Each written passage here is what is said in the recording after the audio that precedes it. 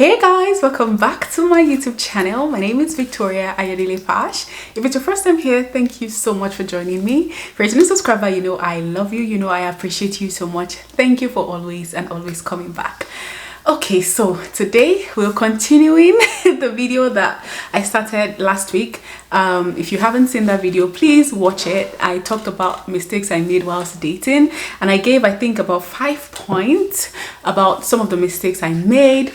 Please go and watch that video. I am so sure it's going to bless you so much and you're going to learn a lot from it. Also remember to share the video. You never can tell who this video might be helpful to, okay? Anyway, so today we are continuing with that conversation. We're talking about some of the mistakes that I have made and I've seen other women make in relationships or whilst dating. Yeah, all right, so let us get into it. Last week we stopped at dating men who are not ready or dating when you are not ready, okay? And I explained that in the last video. Okay, so go and watch that video, okay? All right, so what the next point, 1 2 3 4 5 6, I have 6 points left. All right, the next point that I have here is trying to make him what he is not. Yes, this one even happened when while I was dating my husband, right? So you date or you go for a guy who does not, we talked about settling also, who does not really fit what you want, who is not who deserves you. Your values does not align. He doesn't believe in what you believe in. His future goals and yours are like apart. You're trying to, or he wants a full housewife. You in the core, you know that you want to be a career woman, and you know this is what he wants. You know that your values and goals does not align. You know you cannot, and you're not called to be a housewife, but because he's the one that is there and you don't want to lose him, you stay with him and try to make him someone who is comfortable not being a full housewife. I don't know if you understand what I'm saying. Sorry, someone who is comfortable with being someone who does not want to be a full housewife. Or you get married and then you start to say, you start to complain, and then it becomes an issue because you guys want separate things. So dating someone who is not, what did I say? Dating someone who is not who you want and then trying to force him to be who you want. This time, you know, to be honest, when you're dating, you will not get 100% of what you want. That's the thing. There's an 80-20 rule. You will most likely, for the right guy, if you go for the right guy for you, you will get 80% of what you want. Most likely get 80% of what you want, but there are 20% that you will most likely have to forgo. But the problem is when you see a guy that has 20% of what you want, and most times the things you want that he has are the physical appearance, but the 80%, even if it's 60-40, that is still a very, very close call. So you settle for him and then you now try in the relationship to make him who he's not. You marry an introvert. You know this is who he is. He is an introvert, or she is an extrovert or an introvert. And then you get married and you want to make him who he's not, or make her who she is not. Yeah, you cannot, it takes time. I'm not saying that people don't change. People do change. My husband, when I met him, there are a lot of things that he's doing now that he never thought he would do, but it takes time. But even before then, before we got married, I could tell that these are things that he will most likely be interested in. I know that there were things that he will not mind me doing. He might not want to do it, but I know that he loves me enough to be able to support me to do those things. I could say certain things about him, even though I know that this is the core of who he is, but I could, based on our conversation, I didn't make assumptions. We talked about certain things and, you know, we negotiated a few things. And then in marriage, people change. We become more susceptible to each other. If he's a fast walker, because you're working hand in hand, you tend to walk slowly and everything. But going there with the assumption that you will change him, he's an unbeliever. You get married to him or you start dating him with the hopes that you will convert him. You are not the Holy Spirit. God is the one who does the conversion. No man can convert another man, and we're not given the authority or the mandate to go and convert people. We're only told to go and preach. Let your lifestyle preach the word, right? So you go ahead and then you marry somebody that is, you date or you get into a relationship with someone that believes in, you know, when you guys were talking, he told you, if you get into a relationship with him, he does not believe in waiting before marriage. You now get into a relationship with him and you want him to wait with you. Mister, that's a trap now. So yeah, don't start what you know you cannot sustain. Don't start a relationship that cannot be sustained. So that's one of the biggest mistakes I think that I made. For me, in my own relationship with my husband, there are just certain things that I knew he was not on the core. That's not who he is. And there were things that I wanted to make him to be, because I had an idea of who I think he should be in his mind, disregarding what he wants to be in his own life. You understand? I know I can't say plenty things, but eventually I got to realize that, okay, these things that I desire that he does not have, can I live without them? Will I be okay without them? Is this a non-negotiable for me, or can I negotiate on them? And I realized that these are things that I can literally and definitely negotiate, and we move on from there. When we got married, a lot of the things improved and all of that, and I'm sure it's the same for him also. But dating someone who is not, and then you date with the aim of changing him or changing her, my sister, my brother, all right, the next thing that I have here is trying to be who you're not. Also, so there is him trying to make him who he's not. There's also the part of you trying to be who you're not because you want to sustain a relationship. The same principle applies. You're appearing to be who you're not. So maybe he's a guy who is intimidated by successful women, or vice versa. So you park your car in your house, you don't let him know how much you earn, you lie about your age. Because I did it and I know what I'm talking about. My own is only one age that I added to it. Yeah, if you watch me and Yemi's video, go and watch. If you're not subscribed to Truth and Tales podcast, go and watch Truth and Tales. We talk a lot about this. Me and Yemi talked about how we both lied to our husbands about our age because they were older and we were younger, and we didn't want them to feel like I was too young. So yeah, when I met my husband, I did lie about my age. I'm not proud of it, but I did lie. But I told him the truth before I agreed to be with him, before I agreed to be his girlfriend. Yeah, I remember when we just started being friends, he had asked me my age and I had lied. And then when he asked me to be his girlfriend, I told him I cannot be your girlfriend without telling you the truth. This is my age. Are you okay with it? This is the age difference between us. Is that fine? And then he said it was fine, and we ended up dating. If he said it wasn't fine for him, I would have left, but I wouldn't get into a relationship with him on a lie. And a lot of people do that. You lie about your age, you lie about how much you earn, even if you're a guy. You lie about your family background, you lie about certain things because you're trying to please the lady who is used to a certain kind of lifestyle. You lie about who you are, or even if you're the guy, it's always the same, right? Lying about who you are, lying about your values, lying about things that are important to you just because you want to fit their lifestyle or their preference. That is a recipe for disaster. Before I even met my husband, right, there were some guys that I had to present myself as someone I am not, as a party girl. I remember there was this guy, we're talking about clubbing. I have never been in a club before. This is my head. I've never entered the club before. And I remember then I was telling, oh yeah, we went on the club with my friend. Why do you lie? Why lie? Why do you do that? You don't need it. A guy that will love you all the same, and that would even help you to know if you guys are aligned or not. So why would I lie that I've been to the club, I've drank before, I've done all of that? Because of what is it? Can't you praise God?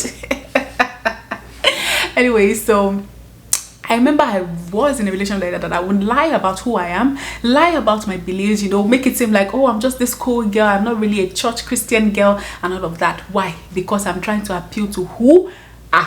When I realized, but no, I cannot deny God in public and go in private and be asking for forgiveness of sin. Why? I did not want that energy. A guy who cannot accept me and accept who I am, accept my faith, who I cannot be public about my belief with, or brag about, oh yesterday I had quiet time and I was there for like 10 minutes or 30 minutes, this was what God is showing me, this is what God is revealing to me. A guy I cannot have conversation about my God with, what am I doing in that relationship? Why lie? No. So trying to be who you are not just to be able to please him. They've told you that men are skeptical about successful women, so you make yourself look unsuccessful because you're trying to approach him. And then when you approach him, when they tell you because start dating, what happens? Will you continue to live in a lie? There was a woman who is in a group I belong to, and she was talking about how for the last years of her marriage, she's been buying food and her husband thought she's been cooking it. Why do you need all of that? You don't need it. Don't lie. If you don't like to cook, let him know. Don't pretend that you are the housewife that can cook. You go to his house, you go and order food, and then you put it in the pot, or you call someone to cook for you, and then you lie that you are the one that cook it. Let him know what he's getting into. You too, you should don't try to be or present who you're not to a person, because that's fraud. And then you get married and you expect him to be faithful to you when you build your relationship on lies. No, my sister. I mean, 1 whole year, your husband or your children have been eating food from somebody they don't know, thinking that you're the one cooking. Don't present, don't be who you are not. A guy who loves you will love you regardless of, whatever your weaknesses are. We accept you and he will accept your weaknesses, right? Anyways, the next thing I have here is trying to get from a man what I can only get from God. Yes, this is very, very important. Why I skipped a point. Yes, this is very, very important. There are times that most of the pressures that we have in relationships because we're trying to get from the other person what only God can give to us. So you want him to be your peace. You want him to be your anchor. You want him to be is he not a human being? My sister, did they tell you he's a spirit? So you want him to be perfect. You're looking for satisfaction, self-worth, self-value, things that you need to get fresh from your relationship with God, things that only God can give to you. No man can give it to you. You're depressed and you want him to be the one to take you out of depression. No, you need to work that in your privacy with God, right? You want him to be the one that will give you peace of mind, that will give you joy. He's not a human being. Everyone makes mistake. So trying to get from a man what you should get from God. Most of the issues that we have in relationship is because we are demanding so much from our partner. We want them to be responsible for our feelings, to be responsible for our self-worth and self-esteem. Those are things that no man can give to you. No man can make you have a high self-esteem if you don't find that from within you. So it means that the day that he acts up because he's man, because the Bible says the arm of flesh will fail. So when that arm fail, maybe a day or two, then you feel like you are unworthy or you're not worthy of love. No. So you have to find that satisfaction from the one who created you, not him. So that if any reason he decides to act up, you don't go and die. You don't go and commit suicide. People that commit suicide after breakup, I'm sure God will ask question. He asks them question, what is doing you? Right? You can't cut short your life and cut short your destiny because a guy leaves you. Look at the story of this lady, Bimbo. In Nigeria, you are in a relationship, you're in a marriage, it's not working, and then you kill yourself. It's not worth it, okay? So yeah, don't try to get from a man what only God can give to you. There are things that a man can give you companionship, friendship. Those are things that you guys, you give to each other. But your inside, inner peace, inner joy, inner satisfaction, you don't find those things. But there's a saying by St. Augustine. It says that you created us for you, O Lord, and our heart is restless until it rests in you. Your heart will always be restless until it rests on your maker, right? So don't try to get from a man what only God can give to you. It's unfair to the man, and it is definitely doesn't look good on you, okay? All right, so the next thing I have here is not knowing when to let go. Yeah, I know this is tough because I always say date with a purpose, date with a goal. Don't date because of dating's sake. But there are times that when you start to date, it's not every relationship that is going to lead to marriage. It's not every relationship that will lead to a life partner. And you need to know when it is time to let go and let go. Okay, it is not every guy you date that will end up that you will get married to. Some relationship, we've heard that it's a saying, some relationship are there for a lesson, some are there for a season. God will allow you, and that's the thing. Sometimes you feel like, I heard from God said I should go in. Sometimes God will allow you to go into a relationship, not because he wants you to marry that person. Maybe there's something he wants to work in you during that season. I remember Pastor Mildred, when she was sharing about the guy that she was dating before God told her, that man you are with is not your husband. When she was dating him, where was God? Didn't she pray? She has always been praying and all of that. But she had a mindset, I don't know what God wanted to do in her life with her relationship. And maybe the only reason God made her stay in that relationship so that she can use that story to help other people. You never can tell. God works in mysterious ways. So when you get to a relationship and you realize that this is not working, I'm talking about relationship, not marriage, Okay, it is not working. The guy does not respect you. He doesn't honor God. He doesn't value you. You realize your values does not align. You realize that, you know, you see all the things that are your non-negotiables. He's not interested in it. Your goals are apart. You can see, excuse me, he disrespects you. He cheats on you. He hits you. You know this relationship has expired, but you are still trying to hold on to it. Yeah, it's time to let go. I have been in that situation before. If you've watched my video about he left me for my hairdresser, yes, the guy that I was dating at the time, I didn't even know how much I loved him until he broke my heart. And then it was time for me to let go of the relationship, and it was so difficult for me because I was so emotionally invested in that relationship at the time. So when he eventually started seeing someone else, I knew, and that's the thing me and my friend were talking about when we were coming from church today, that it is very, very difficult for, and I was telling them, my husband cannot lie to me. You know, I know it might sound cocky, but it's the truth. There's always an uneasiness in your heart when you know something is off. God gave us, especially women, that sixth sense to be able to know when something is off. And you can tell in your spirit that something is off in this relationship, but you're trying to push through. I knew in that season that something was off. This guy is either he's cheating on me or he's seeing someone else. I could tell, but you know, I wanted to keep the faith alive because, again, I was emotionally invested in the relationship. And at the time when he eventually came out to say, and I saw the evidence with my korokoro eye, I was still trying to say, no, it couldn't be. You know, I was like, no, this couldn't be it. I don't believe this is what it is. But eventually, that was what it is. And when he decided to break it off with me, I didn't want to let go. It got to a point I was admitted in the hospital and I was waiting for him to come and visit me, and he never came. And then eventually I called him, like, I was in the hospital, you heard, you didn't even say. And I was like, oh, sorry, I didn't hear, whatever. He never called me after that period again. And then when he wanted something from me, he called me and I was in his beck and call, right? So after him after showing me Pepe, after, you know, displaying this relationship in my eyes, in my two, before my two, very before, you know, I went through a lot before it got to a point I said, okay, Holy Spirit, at this point, I'm ready to let go. There was no hurt in my heart anymore because I was hurting a lot. In short, when I decided to let go initially, I was wanted to let go so that I would show him Pepe.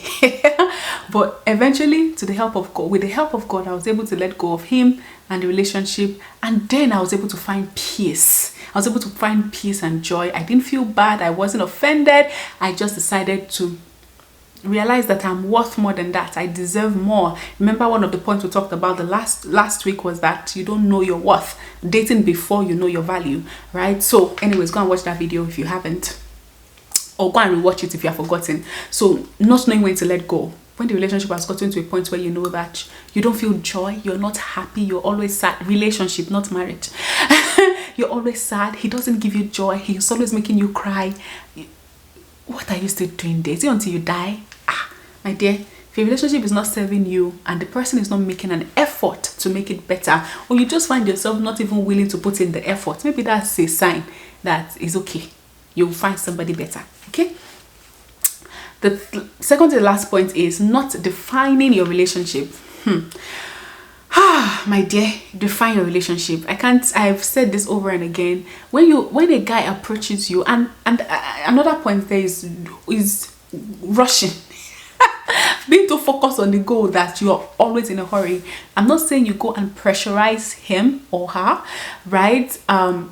Be friends. But when it gets to a point where you've been friends for a while and you could tell that, okay, this guy is taking most of my time, you know, I'm becoming emotionally invested in him, you need to let him know that, okay, brother, I've enjoyed our friendship for this long.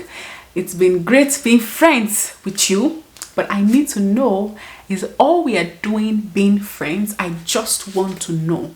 And if he says he has not decided, you say, okay, so for now we are just friends and I'm allowed to accept other relationships if and when they come without feeling like I'm betraying you. Sir, And if it says that's fine, then that's fine. But the problem is when you don't, I don't know why women are so afraid to ask.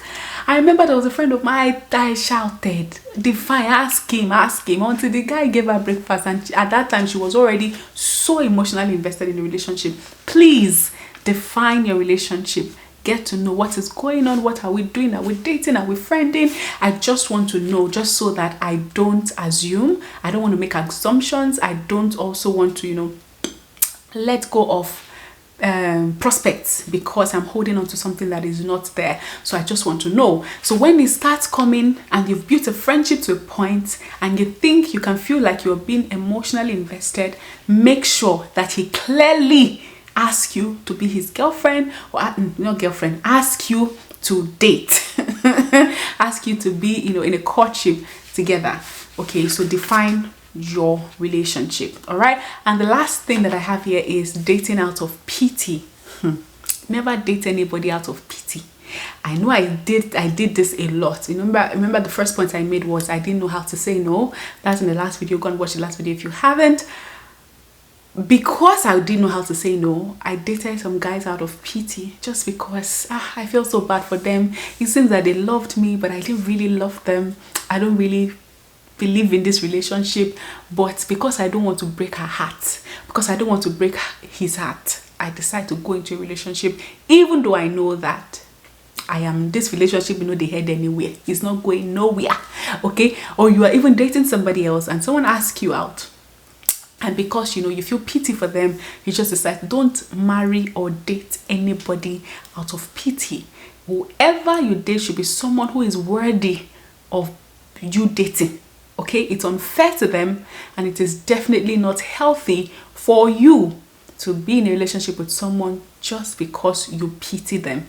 Please don't do that. Okay, so that is all I have. Let me know if you guys have ever been in this situation before. If you have, let me know which category you belong to. Maybe not now, maybe your previous relationships. And if there's anything I'm missing out, please make sure you leave them in the comment section. Again, these are things that, from me personally, that I thought about.